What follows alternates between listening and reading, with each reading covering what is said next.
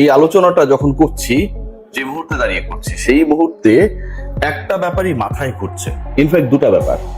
একটা হচ্ছে, অনেকেই বলার চেষ্টা করেন যে সালাউদ্দিন মাস্টার ক্লাস, বাংলাদেশের সিনিয়র সহকারী কোচ, ব্যাটিং কোচের দায়িত্বে যিনি, তিনি নাকি মাস্টার ক্লাস। আমার কাছে ঘুরছে যেটা, বাংলাদেশের ব্যাটিং ক্রিকেটারদের স্ট্রাইক রেট, এভারেজ, দলে তাদের থিতু হওয়া নিয়ে একটা অনিশ্চয়তা, অল্প রানকে পুঁজি করে বোলারদের উপরে চাপিয়ে দিয়ে ম্যাচ জেতার প্রবণতা, উইকেটের সহযোগিতা না পেলে কোনোভাবেই বাংলাদেশ জিততে না পারা, এই যে ব্যাপারগুলো কাজ করছে, তাতে সালাউদ্দিন মাস্টার ক্লাস নাকি বোগাস, এই ব্যাপারটা নিয়ে একটা আলোচনা হইতে পারে।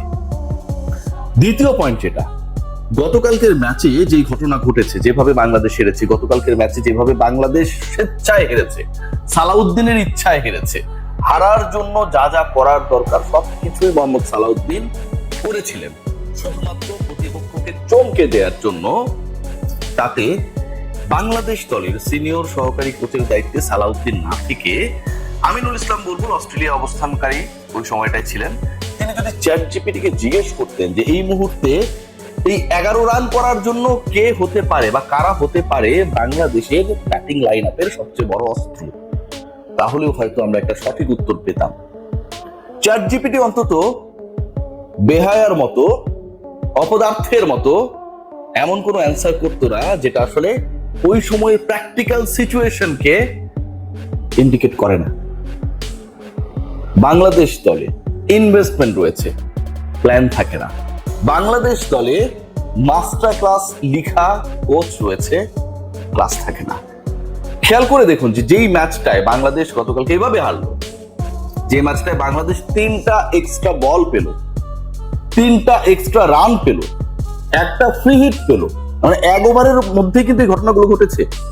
2টা ওয়াইড, একটা নো, 3টা এক্সট্রা রান, 3টা এক্সট্রা বল, একটা ফ্রি হিট, 1 ওভারের মধ্যে এতগুলো ঘটনা ঘটার পরেও 9 বলে বাংলাদেশ দল 10 রান করতে পারলো না। 10 রান করলেও আরো একটা সুপার ওভার হতো, পারেনি কেন? ওই যে বললাম, সালাউদ্দিন মাস্টার ক্লাস নাকি বোগাস, এটা আলোচনা হতে পারে। কারণ সৌম্য সরকার যখন বলে গেলেন ডিসিশনটা হচ্ছে ক্যাপ্টেন কোচের, মিরাজ কতটুকু তার কাজটি সিদ্ধান্ত মহামানব সালাউদ্দিনের সামনে গিয়ে এককভাবে নিতে পারবেন, মিরাজ কতটুকু মাশরাফি হতে পারবেন, সেটা আমরা সবাই জানি। ওই সিদ্ধান্ত কোচের, এবং সেই সিদ্ধান্তে যখন আমার এই রান চেজ করতে গিয়ে অপশন এ হয়ে যায় সৌম্য সরকার, অপশন বি হয়ে যায় সাইফ হাসান, অপশন সি হয়ে যায় নাজমুল হোসেন শান্ত, তখন সালাউদ্দিন বোগাস। এই মুহূর্তে যদি সোজা বাংলায় বলতে চাই যে বাংলাদেশের ক্রিকেটের এই মুহূর্তে যে সিচুয়েশন, সরাসরি পরের বিশ্বকাপ খেলতে পারবে কি পারবে না, 30 বছর আগের ক্রিকেটে বাংলাদেশ ফিরে গেছে। 97-তে আইসিসি ট্রফি খেলে 99-এর বিশ্বকাপ বাংলাদেশ খেলেছিল, এখন অনেকটা যেন সেই পথে রয়েছে। এর পুরো দায়িত্ব মোহাম্মদ সালাউদ্দিনের, এর পুরো দায়িত্ব বাংলাদেশের ব্যাটিং কলাপসের। দিনের পর দিন, মাসের পর মাস বাংলাদেশি ব্যাটাররা যেভাবে ফেল করেছে, বাংলাদেশের পরিকল্পনা যেভাবে ক্লাস থেকে বোগাস হয়ে গেছে, সেই দায়িত্ব মোহাম্মদ সালাউদ্দিনের। খেয়াল করে দেখুন যে গতকালকের ম্যাচে যেই 3 জন ব্যাট করতে নামলেন, একজন তার প্রথম রান করতে, মানে রানের খাতা খুলতে সাইফ হাসানের 15তম বল পর্যন্ত অপেক্ষা করা লেগেছে, 15তম বল পর্যন্ত অপেক্ষা করা লেগেছে। সেখানটায় 6 বলে 11 রানের সমীকরণ মেলানোর জন্য সাইফ ওপেনার। আপনাকে ওই মুহূর্তে সিচুয়েশন বুঝতে হবে, ওই উইকেটে স্বাচ্ছন্দ্যপূর্ণ ব্যাটিং কে করতে পারে সেটা বুঝতে হবে। Saif is a class cricketer, no doubt about that, he is a good hitter, sweet hitter. কিন্তু প্রবলেমের জায়গা যেটা, ওই মোমেন্টামে সাইফ কতটুকু স্বাচ্ছন্দ্যপূর্ণ অবস্থায় ছিলেন। নাজমুল হোসেন শান্ত তো 2-3টা সুপার ওভার এমনিতেই সেট হইতে লেগে যায়, সেখানটায় যখন 3 বলে 6-7 রানের সমীকরণ, নাজমুল শান্ত ব্যাটিং এ চলে এলেন। সৌম্য সরকার 89 বল খেলে 45-এর বেশি করতে পারেন না, মূল ইনিংসে 2টা ফ্রি হিট মিস করেছেন, পাওয়ার প্লেতে এসে আরো একটা, আরো যদি কিছুক্ষণ আকিল বল করতেন তাহলে হয়তো আরো 2-1টা ফ্রি হিট পেত সৌম্য সরকার। সেগুলো আসলে ফ্রিতে রান না নেওয়ার যে টেন্ডেন্সি, মানে আমরা ফ্রিতে নেব না, আমরা করে খাবো, এই যে একটা চেষ্টা, সেই চেষ্টা নিশ্চয়ই অব্যাহত রাখতেন সৌম্য সরকার, আমার 1-2-3-এর ব্যাটার।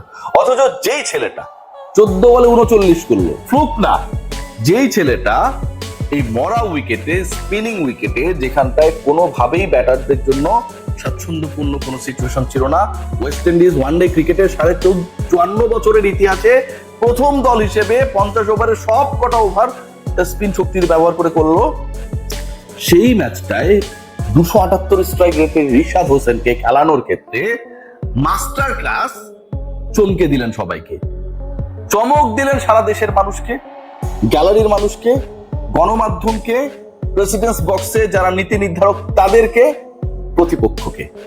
আকিল এসে বললেন যে যখন আমরা দেখলাম যে রিশাদ এখানটায় নেই তখন মনে হয়েছিল যে তারই তো থাকার কথা।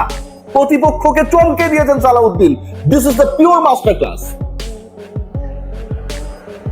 ইদানিং সাকিব খানের মুভিতে আমরা দেখি না নানা টুইস্ট, আমরা দেখি না হলিউডের মুভিতে নানা টুইস্ট।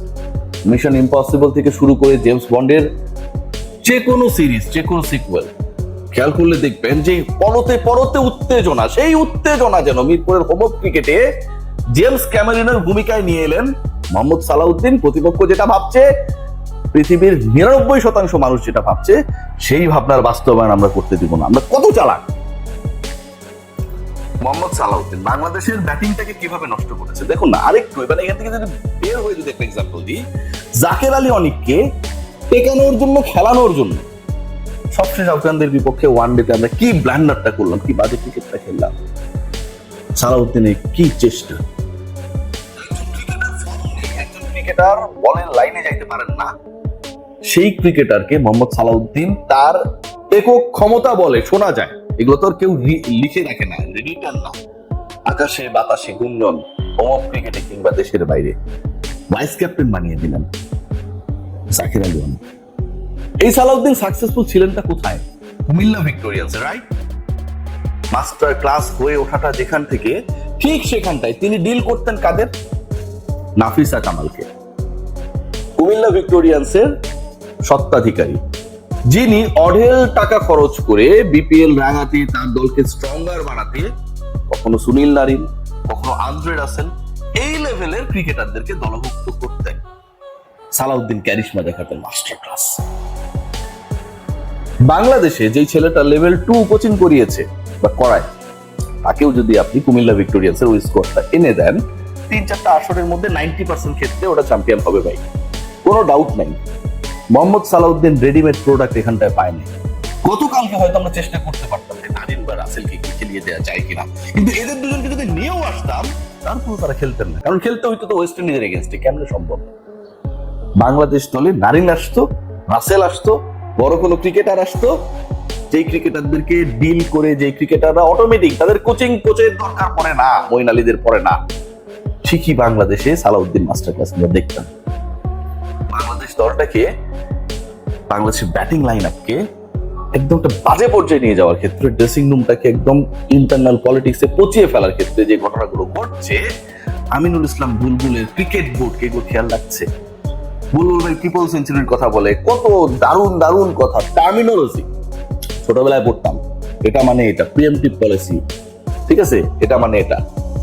সেই বুলবুল ভাই বাংলাদেশ ক্রিকেট বোর্ডের নবনিযুক্ত ফুল মেয়াদের প্রেসিডেন্ট হবার পরে মিরপুরের উইকেটের চরিত্র যখন বদলায় না, সালাউদ্দিনদের থেকে যখন চ্যাট জিপিটি ভালো সমাধান দিতে পারে, ঠিক তখন কথায় চিড়ে ভেজে না। প্রিয় ভাই, এই ব্যাপারগুলোতে একটু দেখেন। এন্ড অফ দ্য ডে, ক্রিকেটে রেজাল্ট না আসলে আপনাদের সুন্দর গুলি কেউ নেবে না।